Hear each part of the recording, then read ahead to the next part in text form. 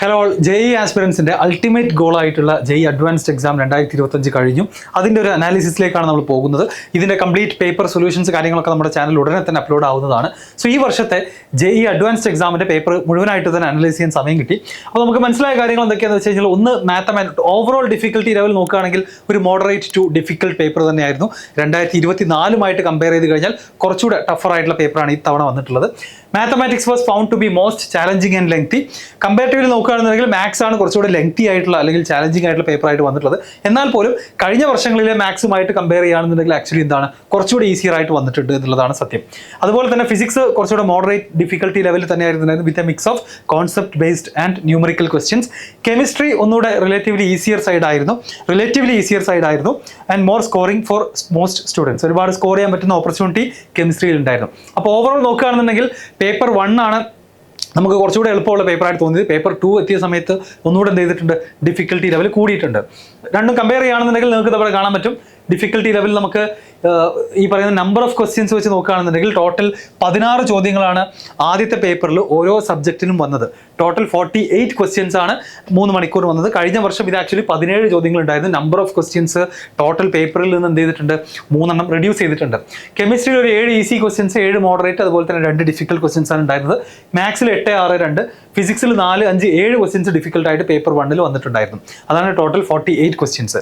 ഇനി അതിൽ തന്നെ ഡിഫിക്കൽട്ടി മാർക്ക് വൈസ് നമ്മൾ നോക്കുകയാണെന്നുണ്ടെങ്കിൽ കെമിസ്ട്രിയിൽ ഒരു 25 മാർക്കോളം ഒരു ഈസി ആയിട്ടുള്ള ക്വസ്റ്റ്യൻസ് ആണ്, 27 ഒരു മോഡറേറ്റ് ലെവലും, ഒരു 8 മാർക്കാണ് ഡിഫിക്കൽട്ട് ക്വസ്റ്റ്യൻസ് ആയിട്ട് വന്നിട്ടുള്ളത്. അതും അഡ്വാൻസ്ഡ് എക്സാമിൻ്റെ ക്വസ്റ്റ്യൻസിൻ്റെ ലെവൽ കമ്പയർ ചെയ്യുമ്പോഴാണ് ഈസി മോഡറേറ്റ് ലെവൽ എന്ന് പറയുന്നത് കേട്ടോ, ഡിഫിക്കൽട്ട് എന്ന് പറയുന്നത്. ഇവിടുത്തെ ഈസി ക്വസ്റ്റ്യൻ എടുത്തിട്ട് നമ്മളൊരു കീമുമായിട്ട് ഒരിക്കലും എന്ത് ചെയ്യാൻ കഴിയില്ല, ചിലപ്പോൾ കമ്പയർ ചെയ്യാൻ പറ്റിക്കൊള്ളുന്നില്ല. മാത്സിലാണെന്നുണ്ടെങ്കിൽ 31 ക്വസ്റ്റ്യൻസോളം ഒരു ഈസി സൈഡിൽ വന്നു, 22 ക്വസ്റ്റ്യൻസ് ഒരു മോഡറേറ്റ് ലെവലും, അതുപോലെ 7 ഡിഫിക്കൽട്ടി ലെവലും വന്നു. ഫിസിക്സിൽ 16, 18, 26 എന്ന രൂപത്തിലാണ് മാർക്ക് ഡിസ്ട്രിബ്യൂഷൻ വന്നിട്ടുള്ളത്. പേപ്പർ 1ന്റെ കാര്യമാണ് ഞാൻ സംസാരിക്കുന്നത്.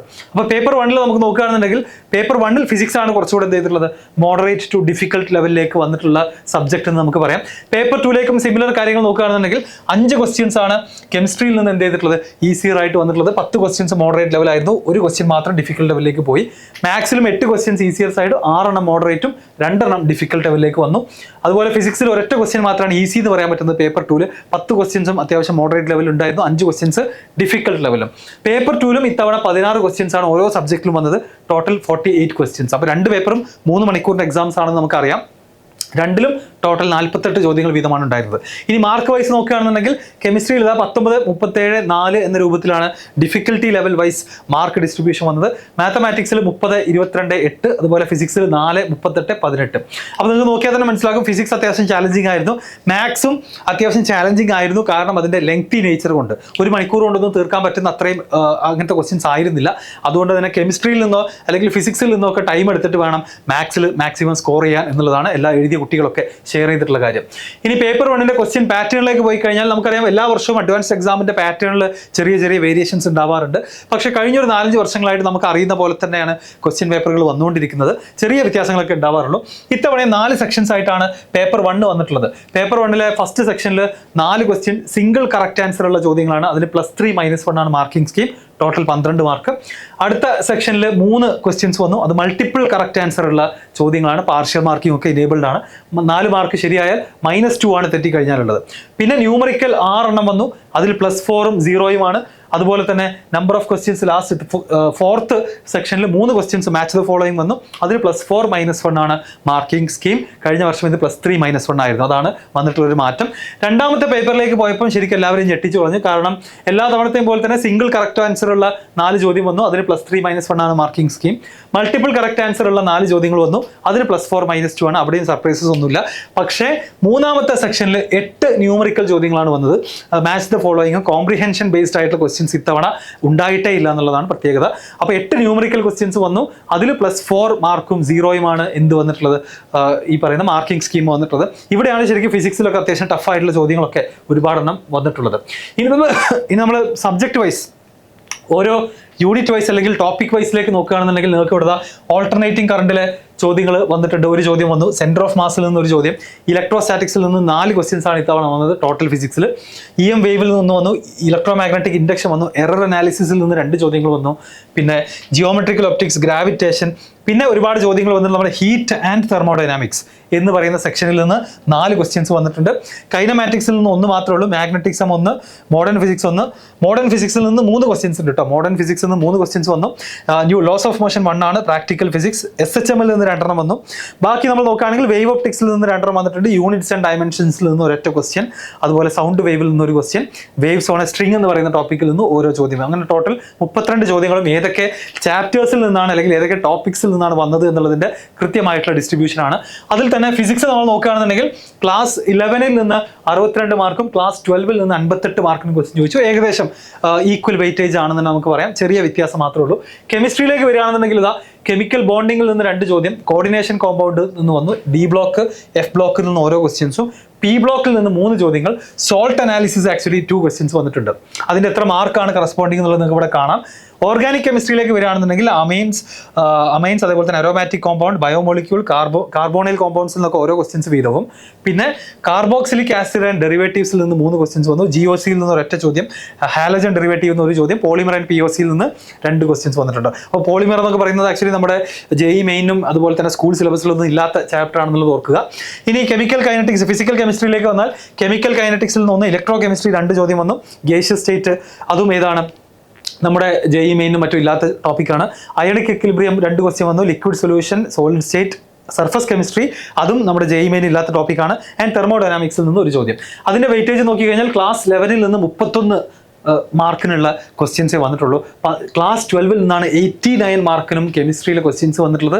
12th സ്റ്റാൻഡേർഡിന്റെ ചോദ്യങ്ങളാണ്. പിന്നെ വേറൊരു കാര്യം നമ്മൾ മനസ്സിലാക്കേണ്ടത്, ഈ ക്വസ്റ്റ്യൻസിലൊക്കെ തന്നെ 11th ടോപ്പിക്കുകളുമായിട്ട് ലിങ്ക് ചെയ്തിട്ടുണ്ടാകും. പ്രത്യേകിച്ച് ഓർഗാനിക് കെമിസ്ട്രിയിലൊക്കെ 11th ടോപ്പിക്കുമായിട്ട് ലിങ്ക് ചെയ്തിട്ടുള്ള ഡാറ്റാസും അതുപോലെ തന്നെ ഇൻഫർമേഷൻസ് ഒക്കെ ഈ ക്വസ്റ്റ്യൻസിൽ ഉണ്ടാകും. അതുകൊണ്ടാണ് 11th ഡയറക്റ്റ് ആയിട്ട് ചോദിച്ചത് 31 ആണെന്നുള്ളതാണ് ഇതിൽ നിന്ന് നമ്മൾ മനസ്സിലാക്കേണ്ടത്. അല്ലാതെ +1 തീരെ ആവശ്യമില്ല എന്നുള്ളതല്ല. ഇനി മാത്സിലേക്ക് വരികയാണെന്നുണ്ടെങ്കിൽ 3Dയിൽ നിന്നൊരു ക്വസ്റ്റ്യൻ, അതുപോലെ തന്നെ application of derivatives, area under the curve എന്നൊക്കെ ഓരോ ചോദ്യങ്ങൾ 2 ചോദ്യങ്ങൾ വീതമുണ്ട്. കോംപ്ലക്സ് നമ്പർ 2 ചോദ്യം, അതുപോലെ തന്നെ ഇനി നമ്പേഴ്സ് കൂടിയത് ഫംഗ്ഷനിൽ നിന്ന് 3 ക്വസ്റ്റ്യൻസ് വന്നിട്ടുണ്ട്. അതുപോലെ മെട്രീസസിൽ നിന്ന് 2 ക്വസ്റ്റ്യൻസ് വന്നു.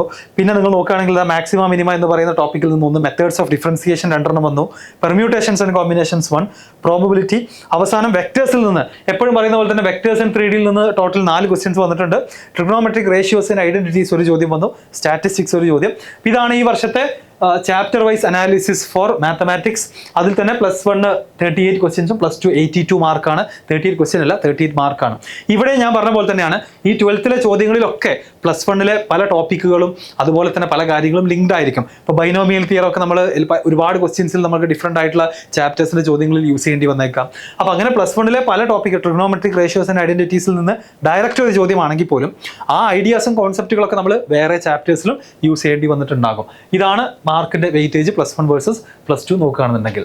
സോ എക്സ്പെക്റ്റഡ് ആയിട്ടുള്ള കട്ട് ഓഫുകൾ നോക്കുകയാണെന്നുണ്ടെങ്കിൽ നോക്കുക, പ്രീവിയസ് ഇയറിൽ കഴിഞ്ഞ 4 വർഷങ്ങളിലുള്ള നമ്മുടെ കോമൺ റാങ്ക് ലിസ്റ്റിൽ കയറി പറ്റാനുള്ള കട്ട് ഓഫ് ആണ് ഈ കാണുന്നത്.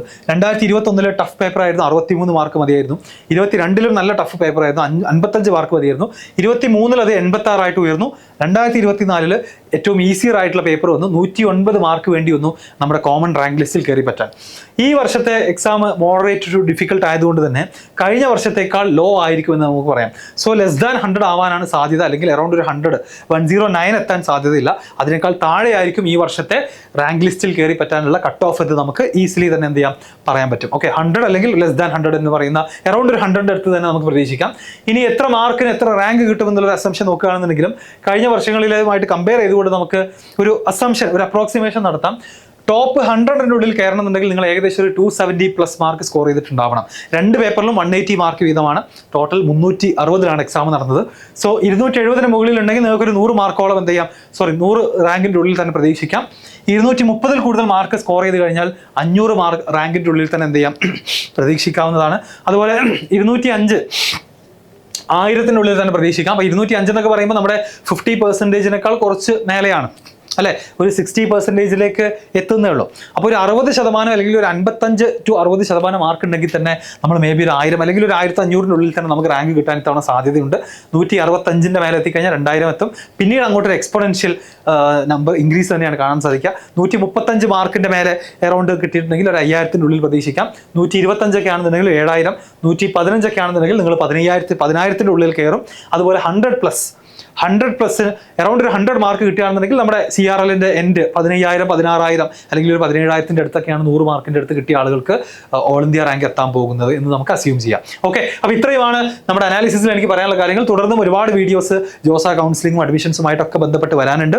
അഡ്വാൻസ്ഡ് എക്സാമിന്റെ 2 പേപ്പറിന്റെ സൊല്യൂഷൻസ് നമ്മുടെ ചാനലിൽ ഉടൻ തന്നെ അപ്ലോഡ് ആവുന്നതാണ്. ഓൾസോ XNY ലേണിംഗിന്റെ JEE ആവട്ടെ, നീറ്റ് ആവട്ടെ, ഒളിമ്പിയാഡ് ആവട്ടെ, നമുക്കറിയാം 6th മുതൽ 10th വരെ ക്ലാസ്സുകളിൽ കൊടുക്കുന്ന നല്ല ഫൗണ്ടേഷൻ ആണ് ഫൈനലി നല്ല റിസൾട്ടിലേക്ക് കുട്ടികളെ എത്തിക്കുക. അപ്പോൾ നമ്മുടെ ഫൗണ്ടേഷൻ പ്രോഗ്രാമിലേക്കുള്ള അഡ്മിഷൻസും നടന്നുകൊണ്ടിരിക്കുന്നു. ഫൈനൽ ബാച്ചുകൾ ക്ലോസ് ചെയ്യാൻ പോവുകയാണ്. സ്കൂൾ തുറക്കുന്നതിന് മുന്നേ തന്നെ നിങ്ങളുടെ അനിയന്മാരോ അനിയത്തിമാരോ ഒക്കെ ഉണ്ടെന്നുണ്ടെങ്കിൽ എന്ത് ചെയ്യുക, അഡ്മിഷൻസ് എടുക്കാൻ പറയുക. നമ്മളെ കോൺടാക്ട് ചെയ്യേണ്ട നമ്പർ ഡിസ്ക്രിപ്ഷനിൽ അവൈലബിൾ ആണ്. കോൾ ചെയ്യുക, ഫൗണ്ടേഷൻ കോഴ്സിനെ കുറിച്ച് അന്വേഷിക്കുക, അഡ്മിഷൻ എടുക്കുകയും ചെയ്യാം. ഓക്കെ, അപ്പോൾ ഇത്രയുമാണ് പറയാനുള്ളത്. അഡ്വാൻസ് എക്സാം എഴുതിയ ആളുകൾ ഈ വീഡിയോ കണ്ടിട്ടുണ്ടെങ്കിൽ ഡെഫിനറ്റ്ലി കമന്റ് ചെയ്യുക. എങ്ങനെ ഉണ്ടായിരുന്നു നിങ്ങളുടെ എക്സ്പീരിയൻസ്, നിങ്ങൾ എത്രത്തോളം മാർക്ക് എക്സ്പെക്ട് ചെയ്യുന്നുണ്ട് എന്നുള്ള കാര്യങ്ങളൊക്കെ കമന്റിൽ അറിയുക. അടുത്ത വർഷം എക്സാം എഴുതാൻ പോകുന്ന കുട്ടികൾക്ക് നിങ്ങളുടെ എക്സ്പീരിയൻസ് വളരെ വാല്യുബിൾ ആയിരിക്കും. Thank you.